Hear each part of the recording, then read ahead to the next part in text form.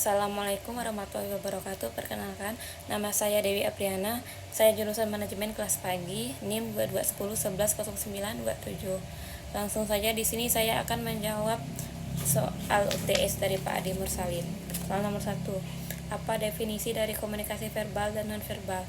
Komunikasi verbal adalah komunikasi langsung, baik lisan maupun tulisan. Sedangkan komunikasi nonverbal adalah komunikasi yang dilakukan secara tidak langsung. Soal nomor 2. Bagaimana komunikasi nonverbal dapat mendukung atau mengkontradiksi komunikasi verbal?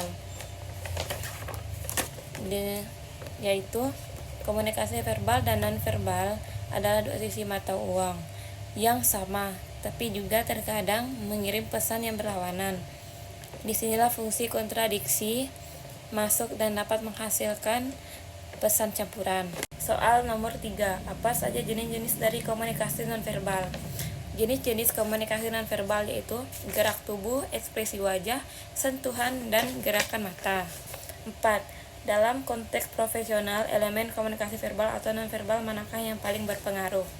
Komunikasi nonverbal dianggap sangat berpengaruh karena sifatnya lebih jujur dibanding kata-kata komunikasi verbal. 5. Bagaimana seseorang dapat memperbaiki keterampilan komunikasi verbalnya? Yaitu dengan cara memperhatikan lawan bicara dengan jelas, dan berpikir sebelum bicara. 6. Apa saja tantangan yang biasanya dihadapi dalam komunikasi nonverbal lintas budaya? Tantangan dalam komunikasi nonverbal lintas budaya seperti kontak mata yang intens dapat dianggap sebagai tanda penghormatan dalam suatu budaya, tetapi dianggap sebagai tanda tantangan atau tidak sopan dalam budaya lain. 7. Bagaimana peran komunikasi verbal dan nonverbal dalam negosiasi bisnis? Peran komunikasi verbal dan nonverbal dalam negosiasi bisnis memahami kekuatan kata-kata yang digunakan dan bahasa tubuh yang tepat dapat membantu mencapai tujuan negosiasi yang efektif. 8. Bisakah komunikasi nonverbal digunakan untuk mendeteksi kebohongan atau ketidakjujuran? Jika iya, bagaimana? Iya. Contohnya, ekspresi wajah, kode atau sinyal yang mencerminkan perasaan seseorang. Bagaimana orang jujur atau berbohong? 9. Dalam komunikasi interpersonal, bagaimana komunikasi nonverbal mempengaruhi kesan pertama? Mengetahui suasana emosionalnya, apakah dia sedang bahagia, sedih, atau marah. 10. Sejauh mana teknologi mempengaruhi komunikasi verbal dan nonverbal dalam pertemuan virtual? Jawab: mendukung model psikologis mengangguk dan meningkatkan kemampuan kita untuk membangun manusia virtual yang realistis.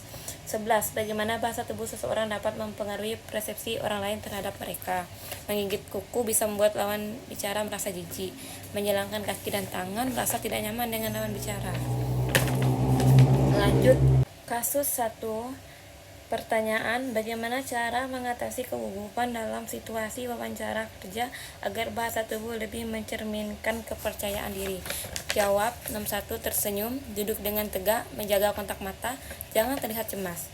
2. Sejauh mana pengaruh komunikasi nonverbal terhadap keputusan perekrut dalam menilai seseorang kandidat?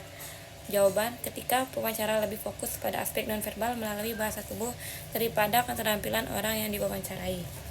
Kasus 2. Pertanyaan 1. Bagaimana pentingnya memilih kosakata yang tepat dalam komunikasi verbal saat mempresentasikan suatu produk? Jawab: 1. Menggunakan bahasa Indonesia, jangan menggunakan bahasa daerah atau bahasa yang berbelit-belit atau kata yang berbelit-belit. 2. Bisakah komunikasi nonverbal yang efektif menyimbangi kelemahan dalam komunikasi verbal? Berikan contohnya. Bisa. Contohnya berbicara sambil menggerakkan tangan, berdiskusi kepada lawan bicara. Lanjut, kasus 3. 1. Apa dampak perilaku nonverbal pemimpin tim terhadap moral dan motivasi anggota tim? Jawaban 1. Dampaknya, ide yang disampaikan menjadi kurang tepat. Lanjut, 2. Bagaimana seseorang pemimpin dapat memastikan bahwa komunikasi nonverbalnya selaras dengan pesan verbal yang ingin disampaikan? Jawaban: komunikasi yang efektif. Lanjut, kasus 4. 1. Bagaimana mahasiswa tersebut bisa meningkatkan kemampuan komunikasi nonverbalnya untuk mendukung poin-poin yang disampaikan secara verbal? Jawaban 1. Berdiskusi atau belajar dan memahami apa yang disampaikan secara verbal. 2. Dalam konteks akademis, mana yang lebih berpengaruh, komunikasi verbal atau nonverbal, dan mengapa? Jawaban 2. Komunikasi verbal. Komunikasi verbal dan non-verbal pada hakikatnya saling terkait dan saling melengkapi. Dalam komunikasi langsung, kita terus-menerus mengirimkan pesan pada lawan bicara kita. Komunikasi non-verbal sering terjadi secara otomatis dan tanpa kita kontrol. Sekian jawaban UTS saya. Assalamualaikum warahmatullahi wabarakatuh.